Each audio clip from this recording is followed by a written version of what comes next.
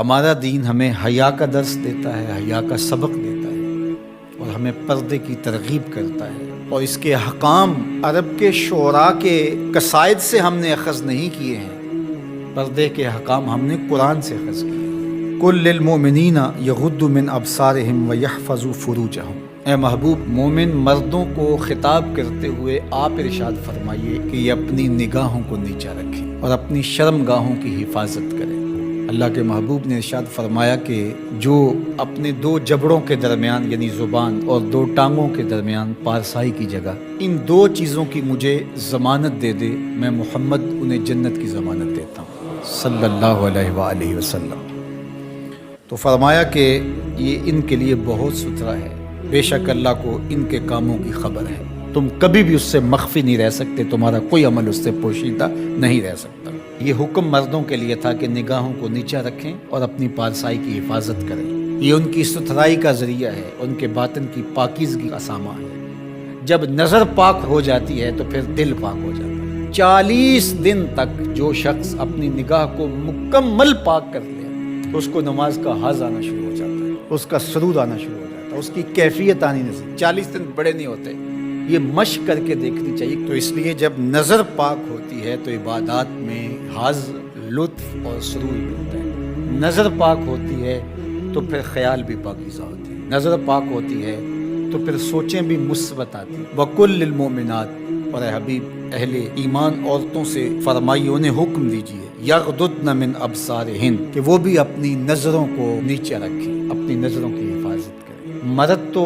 اپنی نظر کی حفاظت کرے، اور اس کے لیے ایک طرح سے آسان بھی ہے کہ عورت پردہ کرتی ہے تو جو عورت نہیں پردہ کرتی وہاں اس کو کنٹرول کرنا پڑے گا، لیکن مرد کے چہرے پہ پردہ تو نہیں ہوتا، تو عورت تو پھر اپنی نظر کو زیادہ محفوظ رکھنا پڑے۔ حضرت ام سلمہ رضی اللہ تعالی عنہا فرماتی ہیں کہ حضرت میمونہ رضی اللہ تعالی عنہا زوجہ رسول موجود تھی میرے ساتھ، یہ دونوں ازواج موجود تھیں کہ حضرت عبداللہ ابن ام مکتوم تشریف لائے اور یہ نابینا تھے، تو انہوں نے پردے کا اہتمام نہیں کیا، تو حضور نے ارشاد فرمایا کہ تم نے پردہ کیوں نہیں کیا، پردہ کرو۔ تو انہوں نے آگے سے کہا حضور یہ تو نابینا ہیں، فرمایا تم نابینا تو نہیں ہو۔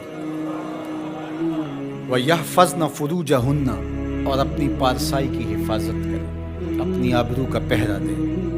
عورت کے لیے بہترین عمل اور بہترین وظیفہ اور بہترین عبادت اپنی آبرو کو بچانا اور آبرو کی حفاظت کرنا۔ وَلَا يُبْدِينَ زِينَتَهُنَّ، اور اپنی زینت کو ظاہر نہ کریں، إِلَّا لِبُعُولَتِهِنَّ، مگر اپنے شوہروں کے لیے۔ یہاں تک ارشاد فرمایا، یہ حدیث رسول ہو تو شاید کوئی جدید مفکر کہہ دے کہ یہ ضعیف ہے، یہ قرآن ہے، سنیے ذرا۔ وَلَا يَضْرِبْنَ بِأَرْجُلِهِنَّ لِيُعْلَمَ مَا يُخْفِينَ مِنْ زِينَتِهِنَّ، عورت اپنے گھر کی چار دیواری میں اتنے زور سے قدم نہ رکھے کہ اس کے پاؤں میں پڑی ہوئی پازیب کی آواز گلی میں گزرتے ہوئے غیر مرد کے کانوں تک پہنچے۔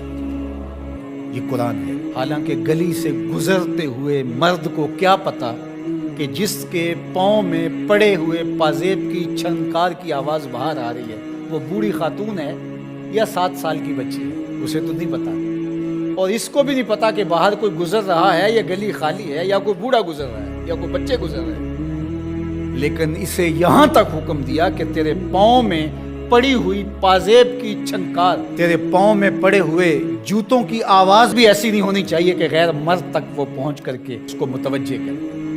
کوئی تیری طرف متوجہ کیوں ہو؟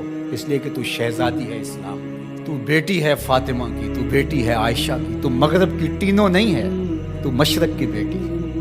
یہ پردہ تیرے لیے بوجھ نہیں ہے، یہ پردہ تیری آبرو کا پہرا ہے، تیرے برقعے کی ایک ایک سلوٹ تیرے حیا کا تیور ہے۔ جب تو سمٹتی ہے تو معاشرہ پھیلتا ہے، اور جب تو گھر سنبھالتی ہے تو معاشرہ بہر و بر سنبھال لیتا ہے۔ اس لیے اس بیٹی کو حکم دیا گیا کہ وہ اپنی آبرو کا پہرا دے۔ حضرت سیدہ فاطمہ الزہرا رضی اللہ تعالی عنہا سے پوچھا گیا بہترین پردہ کون سا ہے، تو آپ نے فرمایا کہ بہترین پردہ یہ ہے